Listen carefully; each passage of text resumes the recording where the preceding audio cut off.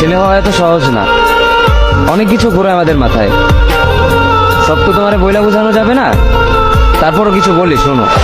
আমরা ছেলেরা বউর সামনে মার সাথে ভালো করে কথা বললে মারা চলে থাকা সন্তান, আবার মার সামনে বউর সাথে ভালো করে কথা বললে বউর গোলাম।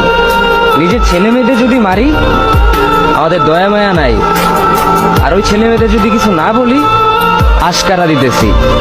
নিজের বউরে দিয়া যদি জব করাই সেই ক্ষেত্রে আমি বউর কামাই খাই, আর যদি বউরে দিয়া জব না করাই আমি সন্দেহ করি। সারাদিন ঘরের বাইরে থাকলে আমরা ভাদাইম্মা, আর যদি ঘরের ভিতরে থাকি তাহলে বেকার, কাজ কাম নাই।